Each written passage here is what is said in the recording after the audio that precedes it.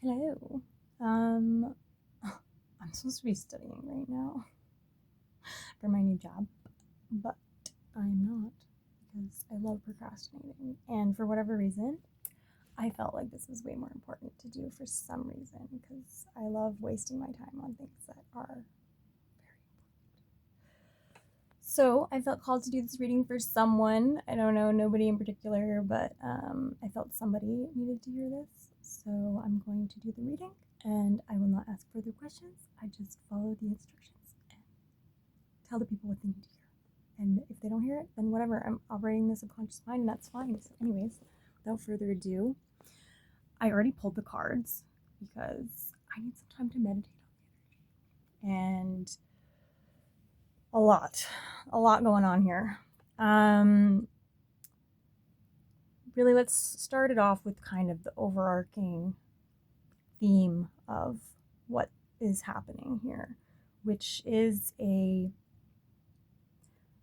awakening of subconscious material rising to the surface to become consciously understood and integrated, and allowing that to shape our perception and view of the world.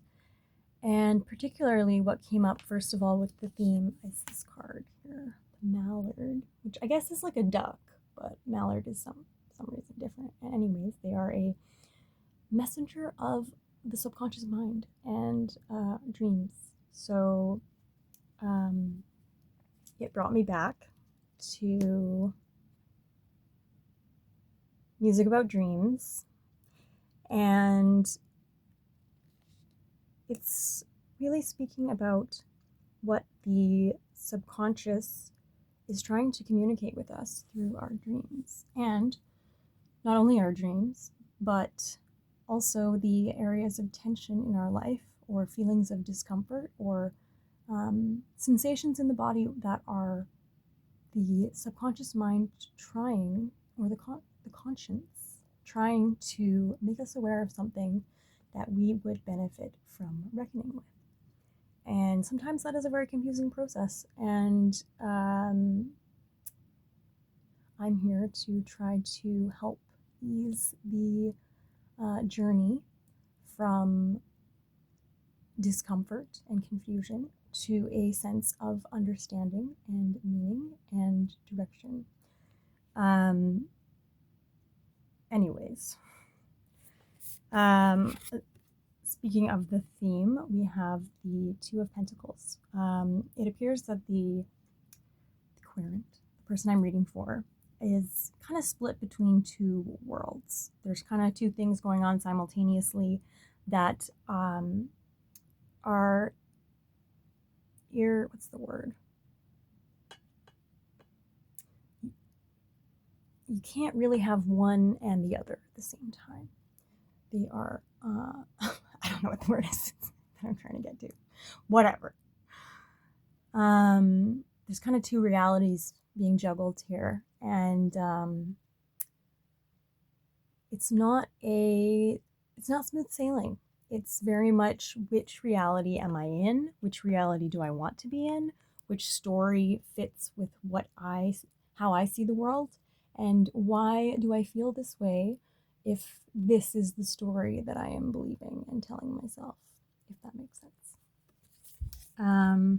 So kind of starting things off, kind of first phase of the story, we have the Ten of Pentacles, the Queen of Wands in reverse,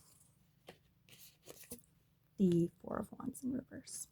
So this speaks of a situation where all is not as it appears. It really begs the question, is happiness genuinely being lived, or is it being performed? Because there is a kind of, on the outside, this kind of perfect life, this, rainbow, happy, idyllic situation, where it seems like everything is just great, just doing amazing, and everyone's happy, everything's great. But meanwhile, we have Queen of Wands in reverse and the Four of Wands in reverse, which indicate one with the Queen of Wands, that there is some discomfort or insecurity in particular is what I'm feeling, where somebody is not really feeling authentic and feeling like they are truly really living what other people may see when they look at this person. They may feel like a bit of a fraud, because this life that they've built for themselves doesn't truly feel like a home. There's some cracks in the foundation. There's something that feels incompatible with this external view of the situation.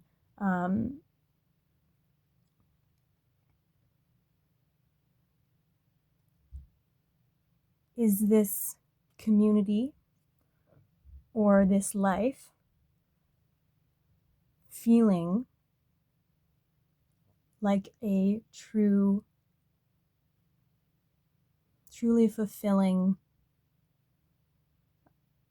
community, foundation, lifestyle? Does it truly feel like a home to exist in, or does it feel like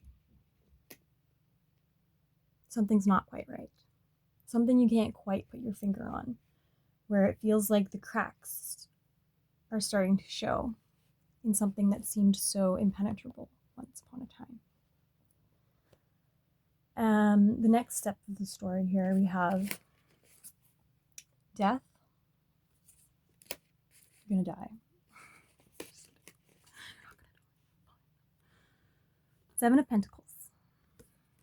And the Knight of Pentacles in reverse. So with death, we see that there is something that is needing to end. A transition that is meant to happen. Something has run its course. With the Seven of Pentacles, we are assessing the situation. We're looking back on the past and how things have gone, and kind of taking a moment to reassess where we are and where we're going. And with the Knight of Pentacles in reverse, this knight is very, very much, he's the most hardworking, steadfast, slow, but also kind of boring. All the knights, he's a little bit boring. He gets stuck in his ways, and he's tired of the routine, of the mundane, of the way things have always been. It's tiring. He's tired. There's nothing new and exciting going on. So I feel like there's a necessary transition trying to happen here, but it's being resisted. I think that there is some, at least on some level of the subconscious, likely, a recognition that something needs to change, that something has outlived its usefulness, or something needs to evolve. But this knight, he's trying to resist that change because it's what's familiar, it's what's always worked, it's what he's built, and he does not wish to uproot all of that and end it with death. The next phase of the story is there is a new opportunity with the Ace of Pentacles. There is something being handed to us in the material world, a new story, a new reality to live in, something new we can create. But we're facing in this new idea, there is the Hierophant, my least favorite card, and Temperance in reverse. And the reason the Hierophant is my least favorite card is it is the card of convention, of the way things have always been done, of rules and structure and norms and, following the tried and true method, not, going out on a limb, not, taking a stand, not doing things differently, just doing things the way that have been done before because it works and because it'll be accepted. But temperance in reverse here is telling us that there is a lack of flow. You see, she's got the cups and the water going from one cup to the other. It's a balancing of emotional material, of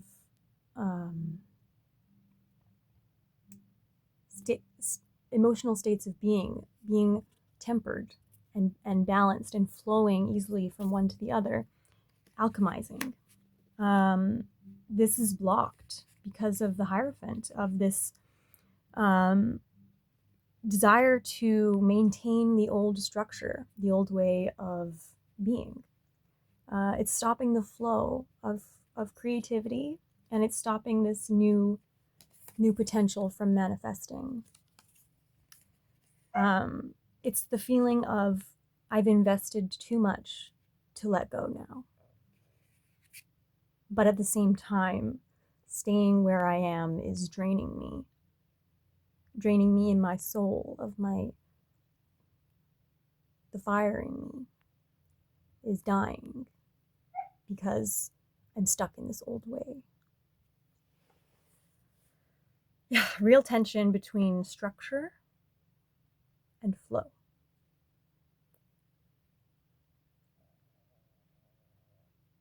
Now, is what you are building allowing you to grow? I pulled some oracle cards to kind of flesh this out a bit. So I got the Fertile Void, which I love, Inner Winter, Rest, Patience, Potency. And it's a very dark. I'm going to come back to that. The Wastelands, Sustainability, and Slow Down. So starting with those two, there's definitely a dark, very dark energy here. So whoever this reading is for has been definitely going through it, of feeling this void space inside of them, of lacking purpose, lacking meaning, lacking understanding, feeling a bit lost and potentially creatively drained. There's just nothing coming coming up. It's coming up dry, like the Wastelands here. You see she's in this dry desert. It's all cracked. There's nothing but wasteland. And she's in despair. Right next to this water here, which water represents the emotional space. And she's in an emotional state because there is a lack of water all around her. She's lacking emotional comfort from the external world.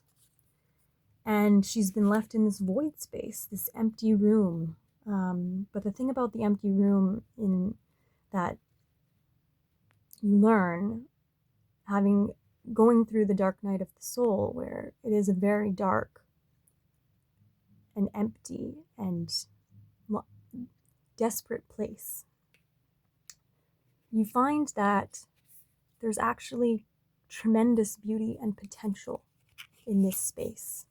If you look closely in this card, you can see there's some beautiful roses at the top there. I don't know if you can see that.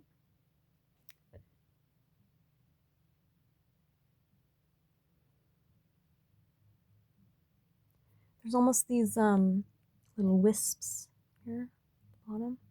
To me, they feel like arms, like grasping for the roses. They're almost being reflected like in a mirror or a body of water. And I just get the feeling about this card that there's this treasure in this dark void that feels so bottomless and endless and empty. So Sorry, I got these there's this beautiful rose and a bunch of roses, but you have to delve into the darkness to find them. They're hidden in the darkness, and we may find ourselves grasping for anything like a rose. They're not always easy to find in the dark, but that is where they are found. And there may be a tendency to not take care of oneself in this state of being, and I've definitely been there, so I know. I hate it when people tell me to take care of myself better because I know that I need to and I should, and how important it is. But when we're in a space like this, where all we want is comfort, it's very hard to take care of yourself sometimes because you're desperate for meaning and connection and purpose. And so we often can find ourselves reaching for things that are not healthy substitutes for those genuine, nourishing things.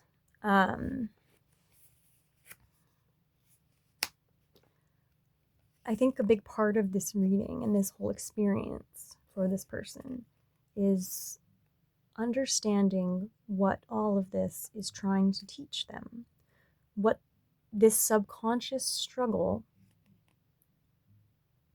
is saying, what the subconscious is trying to tell you through this inner turmoil, through this battle with oneself. And we have the sacred waters, replenishment, health, self-care. So the only way out of the fertile void, when there is a lack of nourishment around you and the lack from yourself,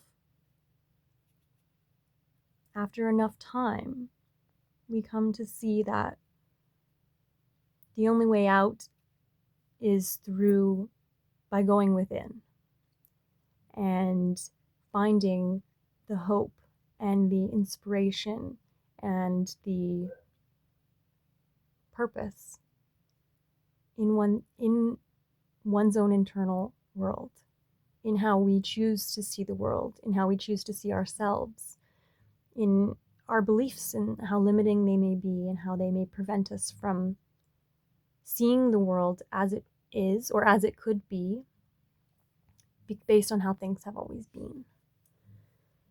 And it's hard to put to words this feeling of the sacred waters, but I have felt it in my life, and it is the most beautiful, beautiful feeling of just this miraculous creation of life and beauty and gentleness coming from within that transforms how we see the world through our own light within, lighting up from a very dark place, from the fertile void of being surrounded by darkness. The light, it has to come from within you when it's nowhere to be found around you. And there's a magic to that ignition, that spark within you, and I don't know how to tell anyone how to find it. It just happens. At least it did for me. And that's followed by the second bloom, a second chance, new possibilities. So this inner sacred water that's going to enliven this desert space will be reborn. There's a new chance for life with the infusion of this inner emotional flow and creation. And it comes through the third eye. Look at this card I got. the orator. It's about confidence and communication. And it kind of reminded me of like to be or not to be with the skull in the hand. And I think that kind of speaks to the struggle going on in this story of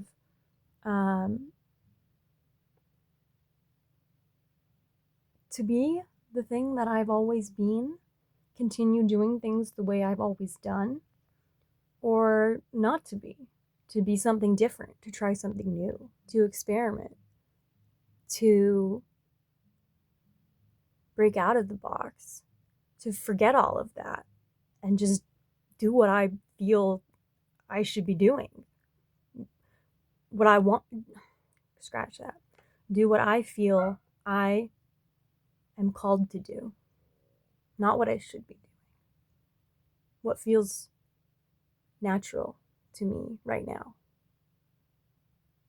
regardless what anyone else thinks or what, agreements and contracts I have, like just doing what I want and not letting all those other things outside of me change what I think I want or limit my ability to explore what I'm feeling called to explore.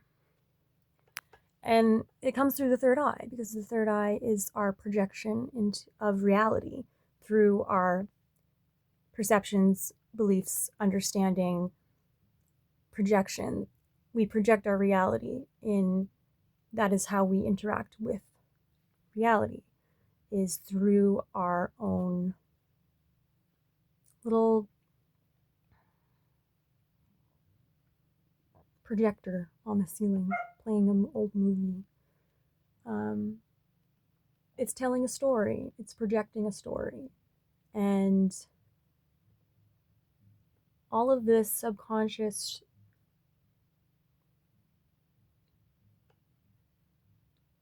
journey, this struggle, this battle, this is it's a way of our subconscious alerting us to what our soul is feeling called to do, so we can adjust our projection of reality out through the third eye into a world where we feel we have the power and the space to move in a way that feels in alignment with our soul's calling.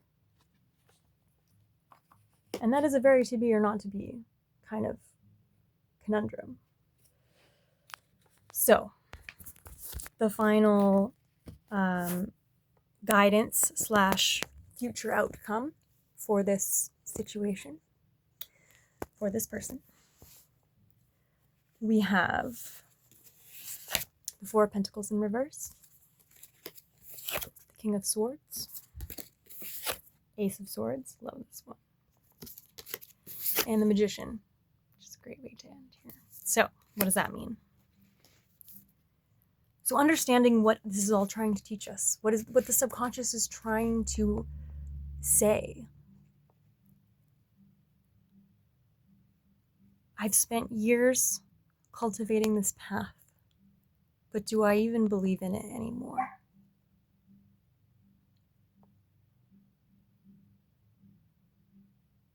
Do I rebel, or do I keep doing things the conventional way? Do I experiment with something new, or do I just go with what I know is popular?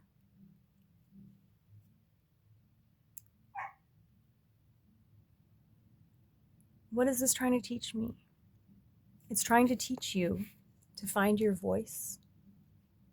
To find, what is your voice trying to say? What's going on under there? What are you feeling, and why? And how do you express that? Do you want to express it? If you could, what would you say? To who? And it's trying to teach us to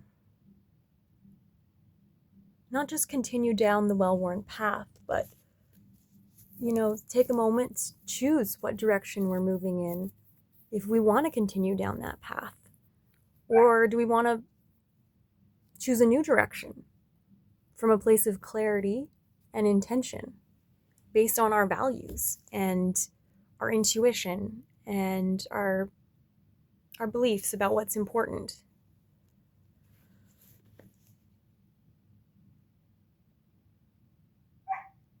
Maybe you don't know what direction that is, but maybe that's the point. Just admitting that and expressing that and seeing what happens. Not feeling like you have to figure it all out yourself, but just saying, this is how I feel. I don't know why. I'm trying to figure it out. Maybe that's all you need to say. And then the answers will come. It's turning fragmentation into expression with intention. Turning something that feels all jumbled up and confused into a meaningful expression of that sensation, of that experience, of that journey. That gives that journey purpose. It allows one to create that, allows one to look at it from the outside and say, okay, I actually understand why I was feeling this. Now that I've put it out into the world, now that I've expressed it, I can now see from a different perspective what it means.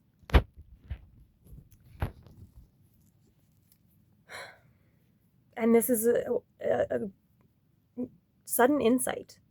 You know, the King of Swords, he is very clear on what the big picture is, what's going on here, and how he feels about things. He is certain. He has made up his mind. He's not confused. He's not trying to cling on to the past. He recognizes that the past is not now. And that's a blessing. Because you don't have to be who you were. You don't have to live in that story anymore. You can let it go. You can start again. You can believe something new and just move forward. You don't have to hold on to that old idea, that old view of yourself, that old story. You can let it go. And that's very freeing. And that's a great insight, great realization to be able to choose a new direction with clarity and feel free to release what you were once clinging to so fearfully. And I think the big lesson here, not to take the fun part out of this whole journey, coming up with the moral, but it feels to me like what appeared as instability, what was manifesting in the world as something unstable and precarious and broken, was actually just a process of the subconscious refusing to remain hidden.